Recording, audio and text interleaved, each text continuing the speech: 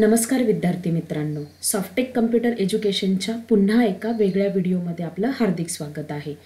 आजचा जो व्हिडिओ आहे त्या व्हिडिओमध्ये आपण ए पासून तर झेड पर्यंत जे काही शॉर्टकट की यूज केल्या जातात ते आज आपण त्यांची माहिती जाणून घेणार आहोत।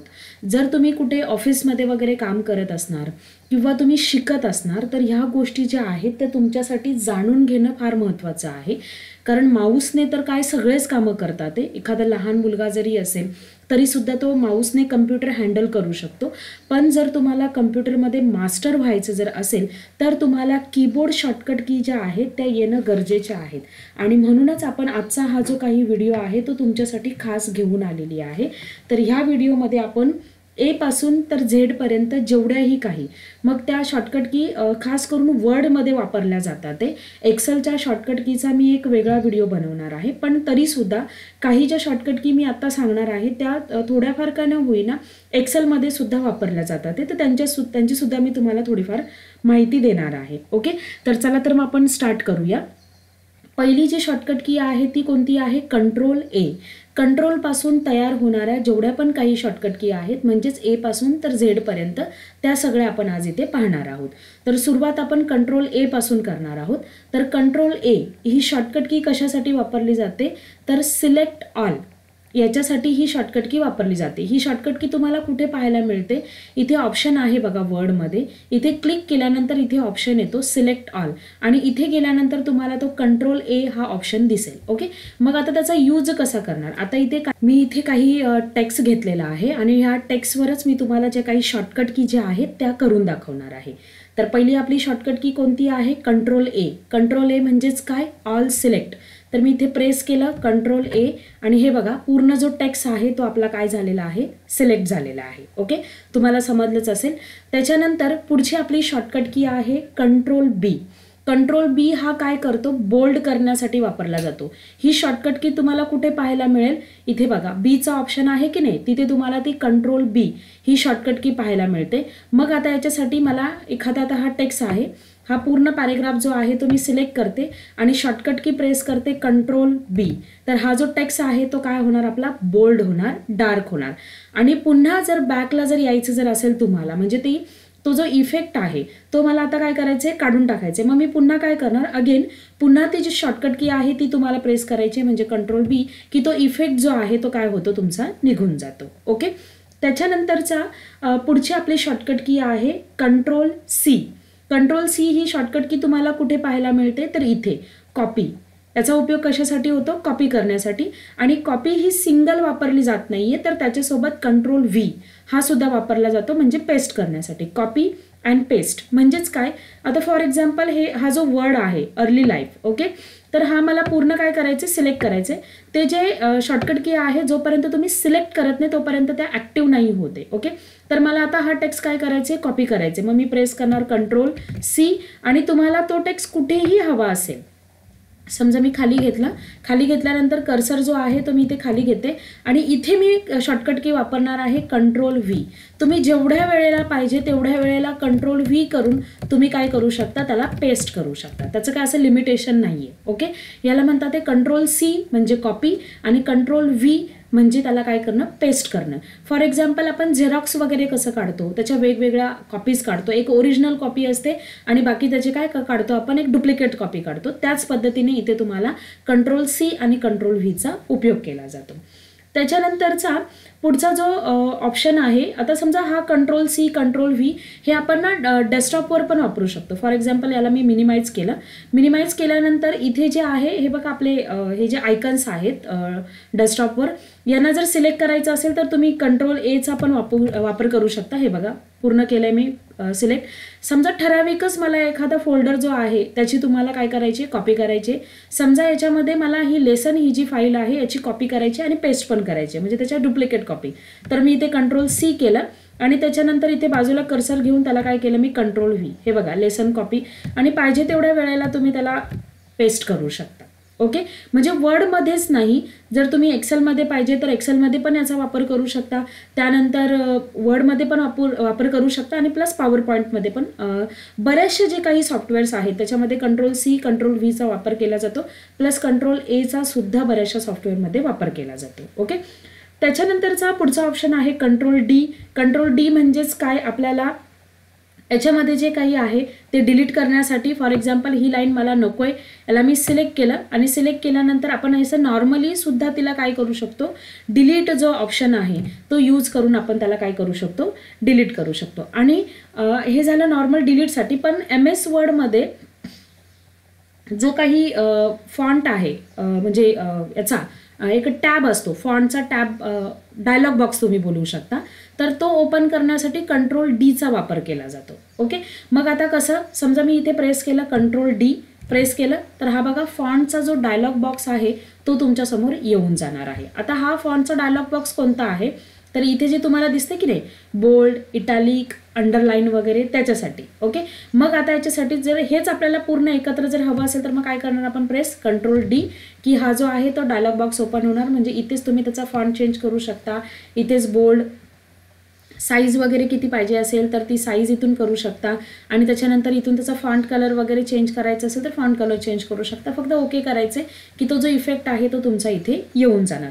आणि डिलीटचा जो ऑप्शन मी सांगितला होता की डिलीट कुठे यूज केलं जातं, तर आता बघा इथे जे दिसतंय की नाही तुम्हाला, इथे जे काही ऑप्शन्स तुम्हाला दिसतात ते, याच्यासाठी आपण काय प्रेस केलेलं आहे, कंट्रोल-D, डायरेक्टली तो डिलीट झाला.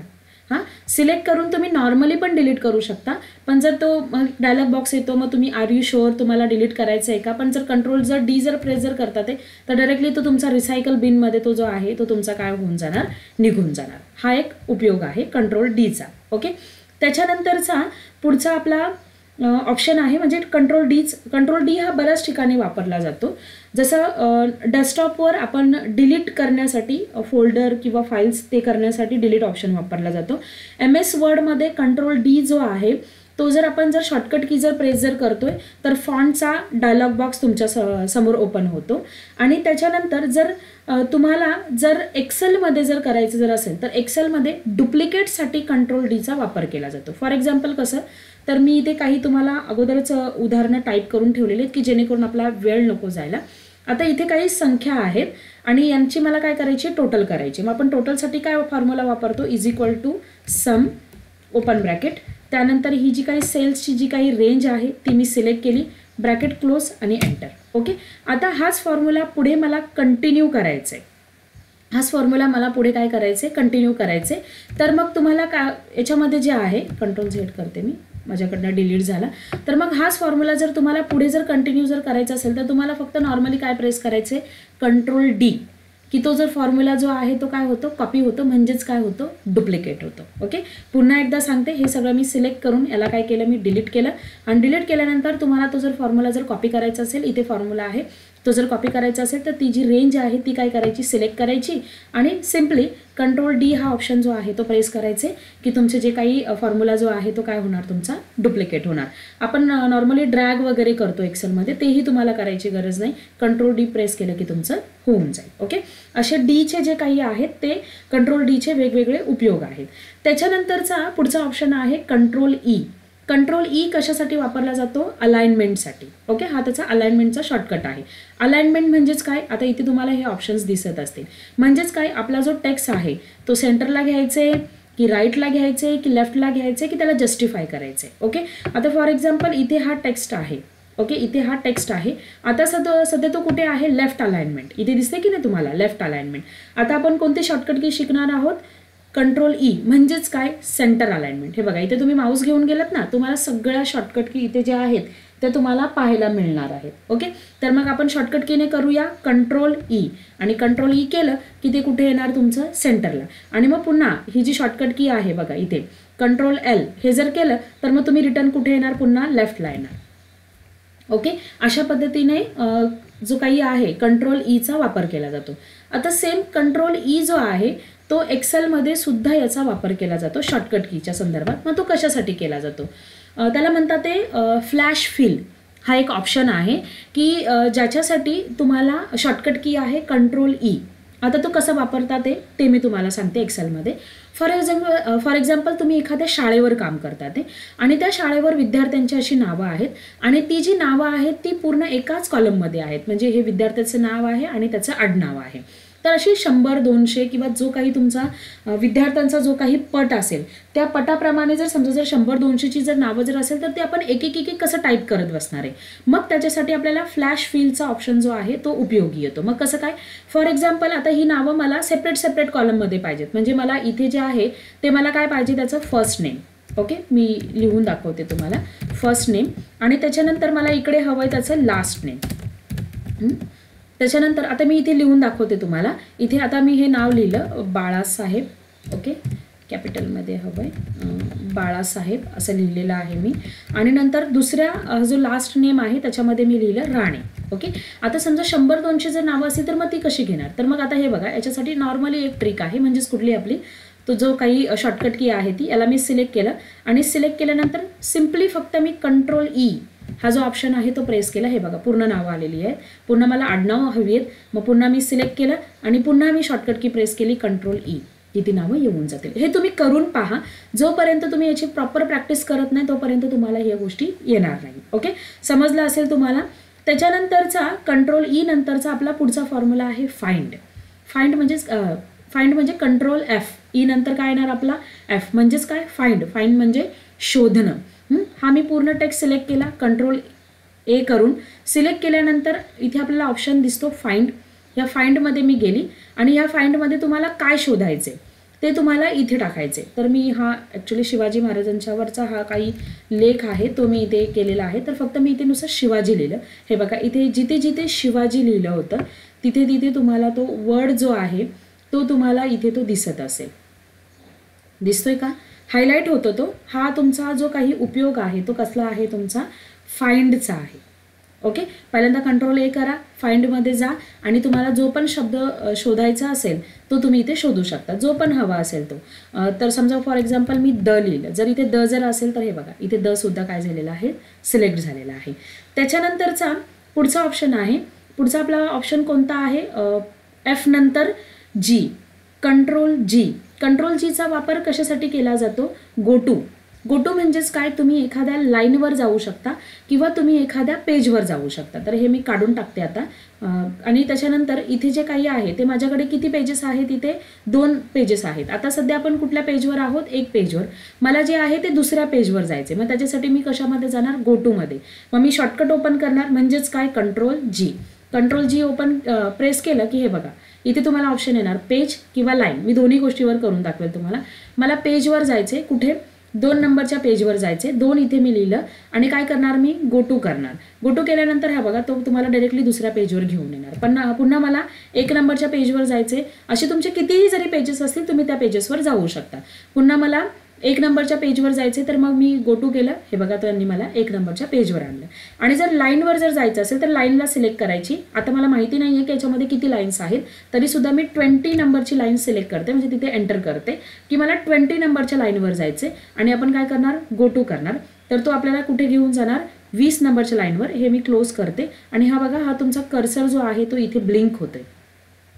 ओके, म्हणजे ही काय झाली आपली 20 नंबरची लाईन. म्हणजे गो टूचा ऑप्शन कशासाठी वापरला जातो, जर तुम्हाला पेजवर जायचं असेल, कोणत्याही कितीही पेजेस असतील त्याच्यावर, किंवा तुम्हाला लाईनवर जर जायचं असेल तर त्याच्यावर. त्याच्यानंतर आहे पुढचा ऑप्शन H म्हणजेच Ctrl-Hचा वापर कशासाठी केला जातो, रिप्लेससाठी. ओके, आता आपण पुन्हा मी एकदा Ctrl-A करून सगळा टेक्स्ट सिलेक्ट करते. सिलेक्ट केल्यानंतर मी फाइंडमध्ये जाते. फाइंडमध्ये मगाशी आपण टेक्स्ट शोधला होता द, तर मी तोच पुन्हा जो काही आहे तो इथे टाईप करते. ॲक्च्युली माझ्याकडनं हे पुन्हा खोडलं गेलेलं आहे, तर मी Ctrl-Z करून जे काही आहे ते रिटर्न घेते. हा Ctrl-Zची शॉर्टकट की सगळ्यांनाच माहिती असेल अंडूसाठी. पुन्हा मी Ctrl-A केलं. Ctrl-A केल्यानंतर मी फाइंडमध्ये गेली. फाइंडमध्ये गेल्यानंतर इथे जे आहे ते आपण हा जो टेक्स्ट आहे तो मी डिलीट करते आणि इथे आपल्याला काय शोधायचे, द. हा मी द घेतला. हा बघा द इथे हायलाईट होणार.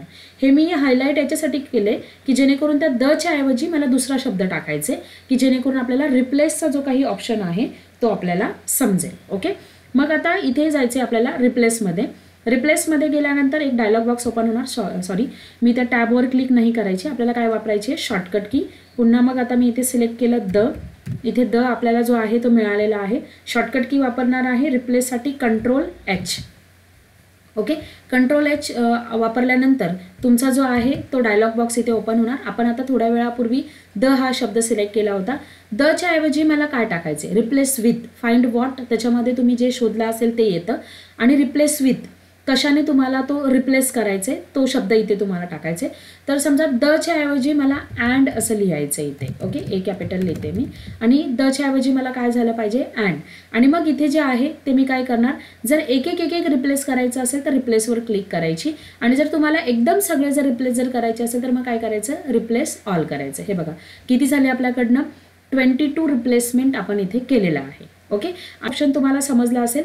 त्याच्यानंतरचा पुढची जी शॉर्टकट की आहे ती आहे Ctrl+I, म्हणजेच काय, इटॅलिक. इटॅलिक हा ऑप्शन कुठे असतो आपला, इथे बोल्डच्या बाजूला, तिथे शॉर्टकट की पण दिलेला आहे. मग मी हा जो टेक्स्ट आहे तो पूर्ण सिलेक्ट केलेला आहे. सिलेक्ट करून आणि मग शॉर्टकट की करायची, तसं काय डायरेक्टली होणार नाहीये. आणि मग मी प्रेस केलं Ctrl+I. हा काय होतो, थोडासा तिरपा होतो, त्याची जर म्हणजे क्रॉस होतो तो जो टेक्स्ट आहे तो. पुन्हा तो इफेक्ट जर काढायचा जर असेल, थोडंसं तुम्हाला झूम करून दाखवते. हे बघा हा जो टेक्स्ट आहे तो आपला थोडासा तिरपा झालेला आहे आणि हा जो खालचा जो टेक्स्ट दिसतो हा तुम्हाला नॉर्मल दिसतो. आणि जर परत जर तुम्हाला जर नॉर्मल जर करायचं असेल तर पुन्हा तीच शॉर्टकट की ओपन करायची, म्हणजे हे करायची, प्रेस करायची Ctrl+I, की आपला जो टेक्स्ट आहे तो पुन्हा नॉर्मल. हे बघा Ctrl+I. ओके. त्याच्यानंतरचा पुढचा आपला पुढची जी शॉर्टकट की आहे ती म्हणजे कोणती आहे, Ctrl+J, म्हणजेच काय, जस्टिफाय करण्यासाठी. आता जस्टिफायचा उपयोग कशासाठी केला जातो, समजा फॉर एक्झाम्पल हाच एक छोटासा पॅरेग्राफ घेते किंवा ह्या पॅरेग्राफला मी सिलेक्ट करते, त्यानंतर त्याच्या थोडीशी कॉपीज काढते, म्हणजे मोठा पॅरेग्राफ जो आहे तो आपल्याकडे येऊन जाईल. ओके, असा हा मोठा पॅरेग्राफ आपल्याकडे आलेला आहे. हां, आता बघा जेव्हा तुम्ही टेक्स्ट लिहिता तर ती नॉर्मली कोणती अलाइनमेंट असते, लेफ्ट.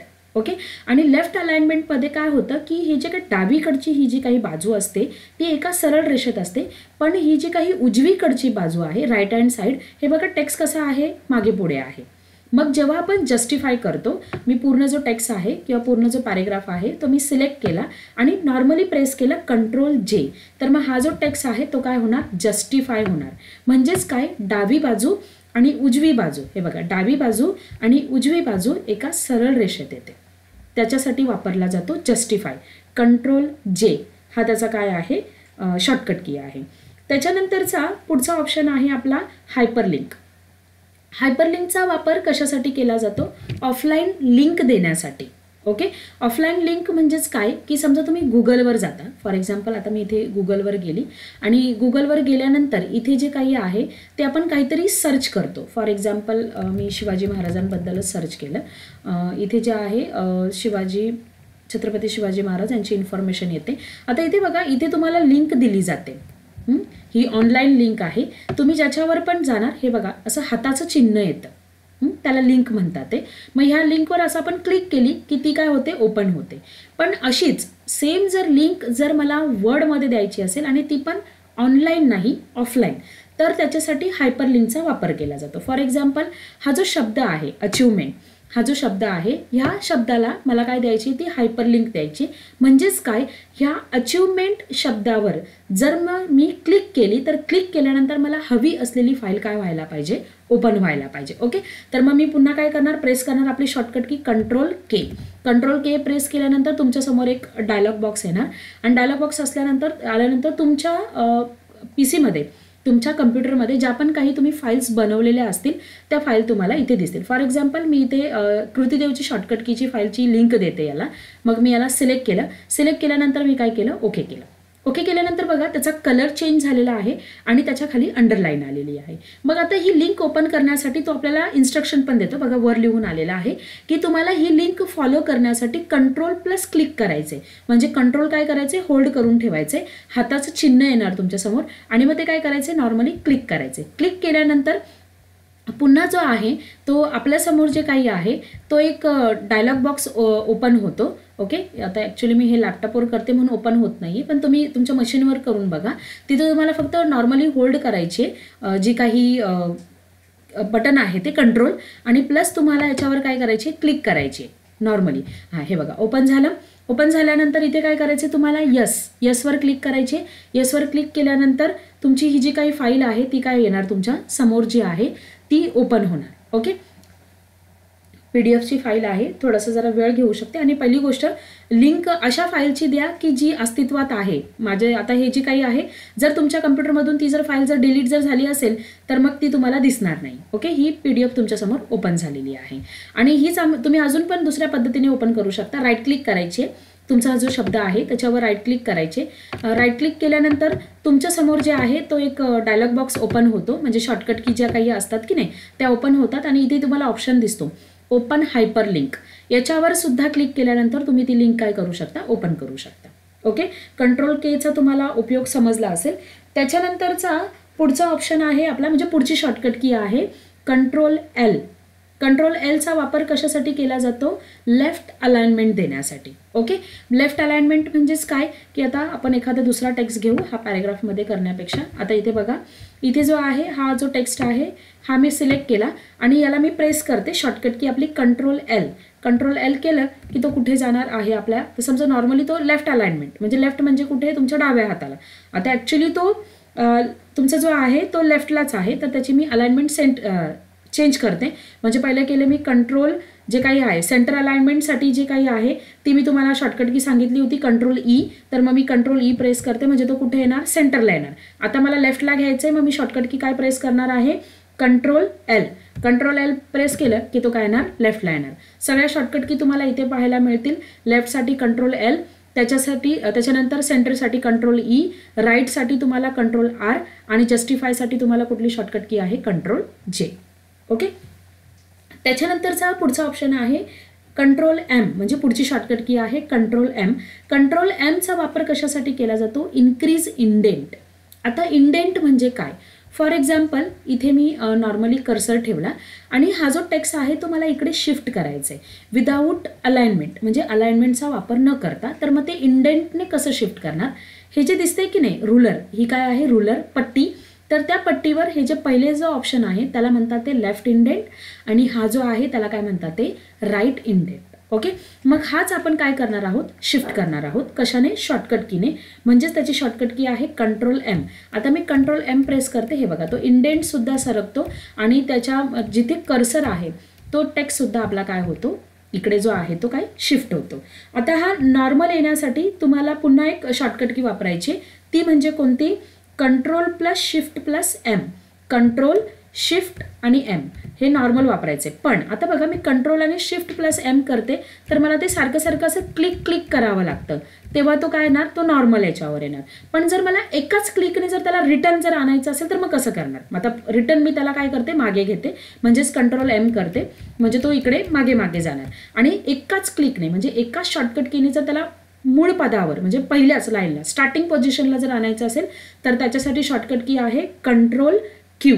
ओके, तर मी प्रेस केलं कंट्रोल Q तर तो डायरेक्टली जो आहे तो इंडेंट जो आहे तो आपल्या स्टार्टिंग पोझिशनला आलेला आहे. त्याच्यानंतरचा आपली पुढची शॉर्टकट की आहे कंट्रोल N. कंट्रोल N कशासाठी वापरला जातो, न्यू पेज घेण्यासाठी.